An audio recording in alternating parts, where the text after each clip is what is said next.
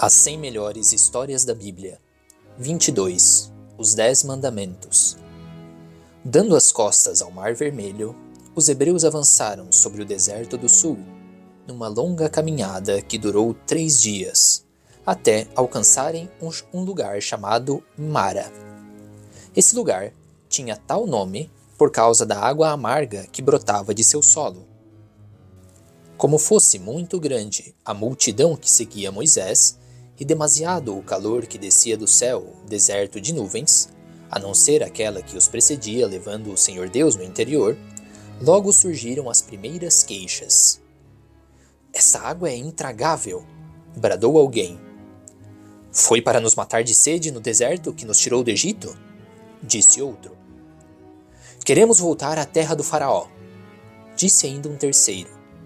"Lá, pelo menos tínhamos à vontade água boa e ninguém nos obrigava a caminhar 3 dias seguidos sob o sol abrasador." Moisés sentiu ímpetos de mandar apedrejar os mais exaltados, para servir de lição aos murmuradores. Entretanto, nessa época ele ainda era um homem tolerante, e por isso afastou-se da multidão e foi clamar ao seu Deus. "Vê, Senhor, o desespero de toda essa gente?", disse ele, de mãos postas. Então, Deus atendeu ao pedido de Moisés, ordenando que ele apanhasse uma certa planta e a jogasse sobre a fonte de água. Tão logo Moisés fez o que o Senhor lhe ordenara, a água tornou-se instantaneamente doce e potável. O povo inteiro saciou-se daquela água deliciosa e depois seguiu com seu líder até Elim, onde encontraram nada menos que 12 fontes de água e 70 palmeiras para descansarem à sua sombra. Nesse dia, não houve um único murmúrio. Terminado o descanso, partiram todos novamente até alcançarem o deserto de Sim, próximo ao Sinai. Entretanto, assim que puseram o pé sobre as areias escaldantes, recomeçaram as reclamações. "Quem dera jamais tivéssemos saído do Egito", disse um.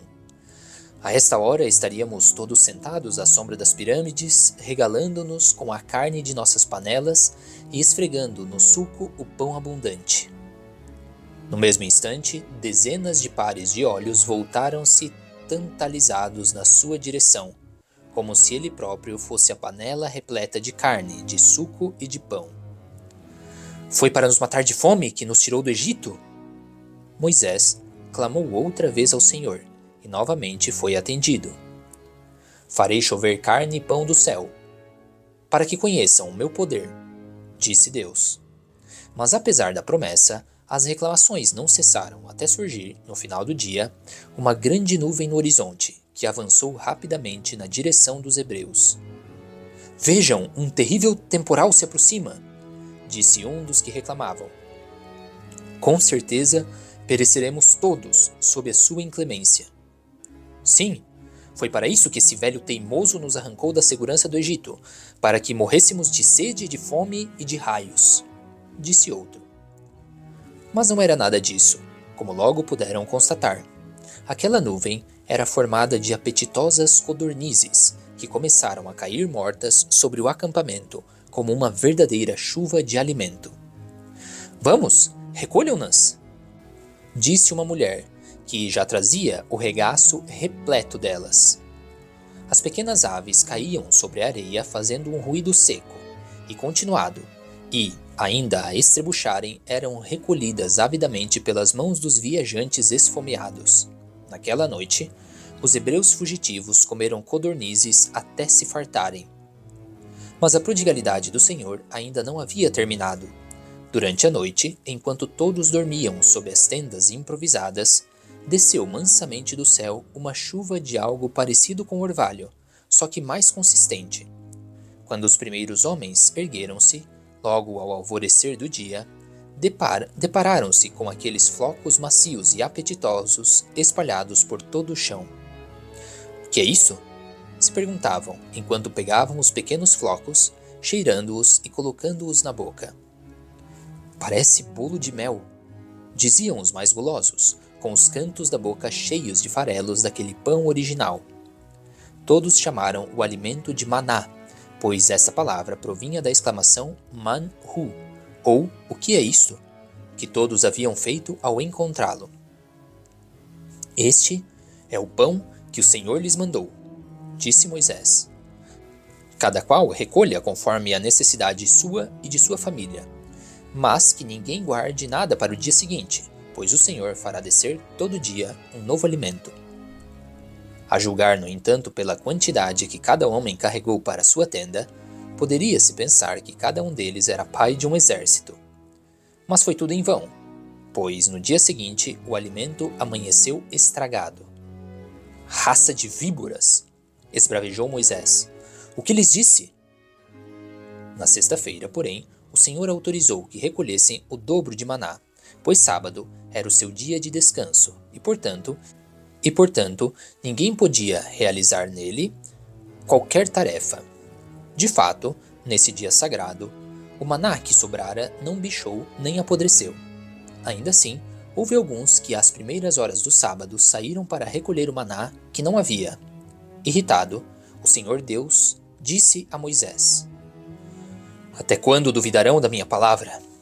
Moisés, no entanto, intercedeu mais uma vez pelo seu povo. Perdoa-os, Senhor, são pobres idiotas que só pensam em comer. Deus, na verdade, ficou tão satisfeito com sua invenção que mandou recolher um jarro cheio do alimento que ele inventara, e que até hoje ninguém sabe exatamente qual fosse, e depositá-lo diante do seu altar, para que as gerações futuras soubessem com o que Deus alimentara o seu povo durante os 40 anos que ainda erraria pelo deserto. Saciada a fome e a sede daquela gente, Deus ordenou que partissem, indo acampar em Rafidim, lugar que logo seria motivo de maldição para o povo, outra vez rebelado. Não há uma gota de água por aqui, disse um hebreu. Aqui, pelo visto, secaremos todos pela vontade desse velho tratante. Então, Moisés perdeu pela primeira vez a paciência. Por que estão sempre a altercar comigo? Disse, agitando o bastão na cara dos que reclamavam. Até quando irão provocar a ira de Deus? Quer que morramos em silêncio? Disse outro. Os ânimos haviam se exaltado poderosamente. Algumas mãos já apalpavam as vestes à procura do punhal escondido, enquanto olhos irados vasculhavam o chão à procura de pedras pontiagudas. Moisés tratou logo de afastar-se prudentemente da turba e procurar refúgio em Deus. Não sei mais o que fazer com este povo, Senhor, disse Moisés atônito. Veja, por pouco não me apedrejam. Então Deus disse ao servo fiel: Vai ao Monte Horebe e faz o que eu vou te dizer. Moisés tomou mais uma vez a frente da multidão, levando ao lado alguns anciãos respeitáveis, até chegar ao sopé do monte que Deus indicara. Depois de subir a encosta, a ponto de ficar à vista de todos, o velho guia tomou nas mãos o mesmo bastão com o qual transformara em sangue o Nilo. Agora verão o quanto pode o Deus que nos guia, disse ele, golpeando a rocha. O povo, agrupado mais abaixo, observava num estado de agoniada expectativa, quando a ponta do bastão estalou sobre as pedras. No mesmo instante, um único fio transparente de água começou a minar da rocha bruta, descendo pelas estrias como uma delgada serpente prateada. É água! É água! Disse uma mulher, transfigurada, pois há 2 dias não colocava uma única gota de água na boca. Aos poucos, o fino veio foi se transformando numa grande vertente, que descia em diversas cordas de água. O povo encheu seus cântaros e bilhas, além das peles de animais costuradas, munindo-se de água suficiente para vários dias. Desde aquele dia, o local passou a se chamar de Massa e Meriba, que quer dizer prova e discussão, pois ali os hebreus haviam colocado em dúvida as palavras de Deus. As coisas pareciam tranquilas em Rafidim, onde os judeus permaneceram um bom tempo, até que alguns rumores preocupantes chegaram aos ouvidos de Arão. Moisés, trago más notícias, disse seu irmão alarmado. O velho profeta, que estava sentado à frente de uma tenda, voltou seus olhos cansados para Arão. O que houve agora? Perguntou. Os amalecitas marcham contra nós, disse Arão objetivamente. Moisés esperava que mais cedo ou mais tarde a presença dos hebreus fosse provocar desavenças entre os povos que habitavam as terras vizinhas de Canaã, dando pretexto que algum rei tentasse expulsá-los da região, pela força. Por isso, quando da retirada do Egito, havia insistido para que todos os homens estivessem bem armados e preparados para a eventualidade de algum confronto. Traga Josué até mim, disse Moisés laconicamente. Josué era um homem corajoso que descendia da tribo de Efraim. Moisés não teve dúvida alguma em chamá-lo para assumir o comando dos combatentes judeus. Logo Josué, um homem alto, corado e de cabelos negros e compridos, como a crina de um cavalo, estava diante do ancião. Mandou-me chamar? Disse, postando-se diante de Moisés. Logo teremos de combater, disse o velho, sem qualquer preâmbulo. Organize nossos homens em grupos de ataque e defesa e coloque-os de prontidão, para que possam entrar em ação a qualquer momento. Assistirei ao combate do alto da colina, com o bastão erguido, até que tenham expulsado os amalecitas de volta para o deserto. Sem contrapor nada, Josué retirou-se para dar cumprimento às ordens de Moisés. Já na manhã seguinte, as tropas estavam a postos, quando surgiram os exércitos inimigos, erguendo grande nuvem de pó. Não espere que eles ataquem, ataque-os primeiro, disse Moisés no alto da colina. José despediu-se do grande líder e foi juntar-se na planície com suas tropas. Junto a Moisés ficaram apenas seu irmão Arão e Ur, um outro homem temente a Deus. Os amalecitas eram um povo que descendia de Amaleque, um dos netos de Esaú, e que vivia há muito tempo na região da península do Sinai. Por isso, identificaram logo na presença dos judeus uma ameaça às suas pretensões possessórias. Expulsemos daqui esses errantes antes que decidam permanecer para sempre em nossas terras, disse um dos chefes, pouco disposto a entendimentos. Surpreendidos pelo avanço das hostes de Josué, os soldados de Amaleque tomaram rapidamente as suas posições. Em nome do Deus de Israel, bradou Moisés, erguendo com os dois braços o seu bastão divino. Quando os dois exércitos finalmente se defrontaram, houve uma grande gritaria de ambas as partes, e como ninguém se mostrasse disposto a recuar, logo começaram a soar os golpes das lanças e das espadas, e muito em breve a areia do deserto começou a beber o sangue dos dois lados. No primeiro momento, a vitória pareceu pender abertamente para o lado de Josué, mas quando Moisés, no alto da colina, sentiu seu braço fraquejar, obrigando-o a depor momentaneamente o seu cajado, a vitória pendeu para o lado dos amalecitas. Arão, vendo que a sorte da batalha dependia do fato de Moisés manter suspenso seu cajado, decidiu ajudar o irmão na penosa tarefa. Ur, segure o outro braço, disse ele ao companheiro. Moisés permaneceu o restante do tempo que durou o combate sentado sobre uma rocha, enquanto Ur e Arão mantinham suspensos os seus dois braços, que seguravam sem jamais largar o cajado da vitória. O povo, que observava tudo de maneira apreensiva, não sabia o que mais admirar, se o vigor dos soldados de Josué ou a resistência tenaz do velho líder, o qual, auxiliado por Ur e Arão, não renunciava jamais à tarefa que Deus lhe entregara. De olhos fechados, Moisés parecia imerso numa espécie de transe, enquanto um suor copioso descia pela sua fronte, como se ele próprio, personificando os exércitos de Israel, estivesse na planície lutando contra os inimigos do seu Deus. Somente quando o sol começou a se pôr, foi que a sorte da batalha ficou decidida, cabendo a vitória a Josué e seus combatentes. Já pode descansar agora, meu irmão, disse Arão, abaixando o braço exausto de Moisés. Ur também ajudou o velho líder a descer a colina e ir repousar, o que este não fez sem antes ir cumprimentar o grande guerreiro, que retornara coberto de sangue e de pó, mas com a vitória nas mãos. Graças ao Senhor, disseram ambos, abraçando-se. Depois disso, Moisés ergueu um altar a Deus, conforme este ordenara, com os seguintes dizeres: Porque levantaste a mão contra o Senhor Deus, por isso ele estará em guerra contra ti, Amaleque, de geração em geração. Jetro, sogro de Moisés, que ficara sabendo de tudo, decidiu levar até ele a sua filha e os netos, que Moisés havia deixado com ele. Gerson e Eliezer já eram homens feitos, e foi com grande ternura que abraçaram-se ao velho pai. Moisés contou tudo ao sogro acerca dos detalhes da fuga do Egito, gastando nisso todo o restante do dia.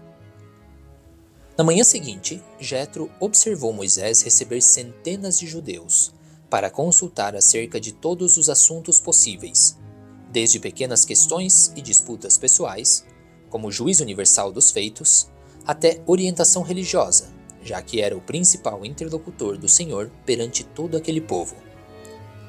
Como consegue fazer tudo isso sozinho? Disse Jetro, espantado.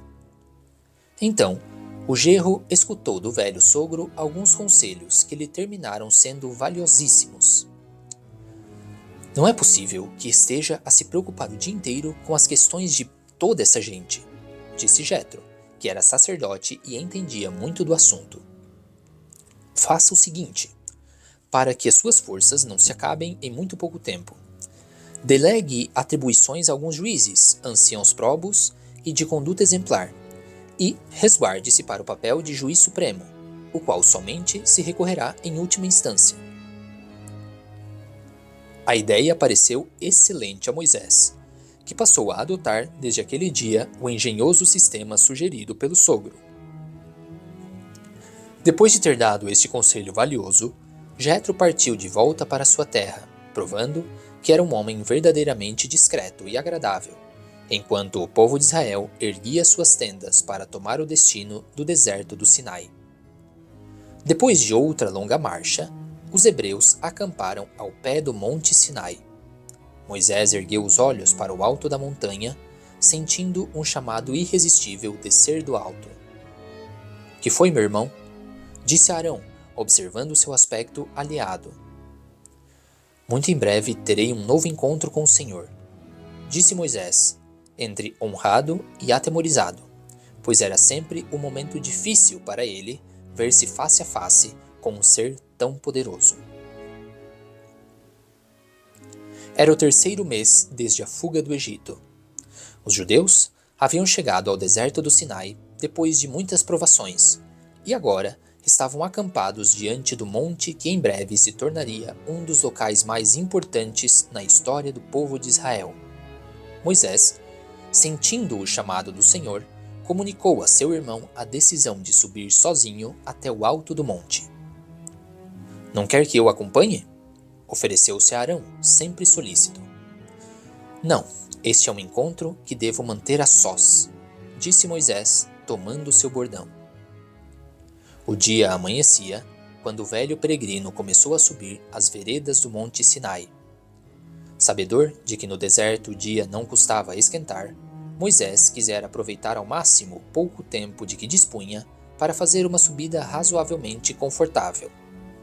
Depois de fazer diversas paradas, finalmente chegou às proximidades do topo, onde, envolto numa grande nuvem escura, Deus já o aguardava. Depois de prostrar-se diante dele, Moisés recebeu a incumbência de preparar o povo de Israel para um encontro que Deus queria ter com todos eles. Vai e ordena a todos que se purifiquem, lavando suas vestes hoje e amanhã, disse ele, pois no terceiro dia descerei diante de todos. Incumbo-te de fixar um limite em torno à montanha, para que ninguém ouse transpô-lo sem que recaia sobre si o castigo da morte imediata. Somente depois que escutarem o soar das trombetas é que poderão ascender até mim. Moisés foi até o povo e repetiu as determinações do Senhor, ordenando que todos lavassem suas vestes e que, além disso, guardassem abstinência até o grande momento do encontro com Deus. Nos 2 dias seguintes, foi grande a lavagem de roupas em todo o acampamento. Enquanto as mulheres esforçavam-se para lavar as vestes que 90 dias de caminhada exaustiva haviam tornado quase podres de pó e suor, as crianças aproveitavam a balbúrdia para divertir-se com aquela inédita profusão de água.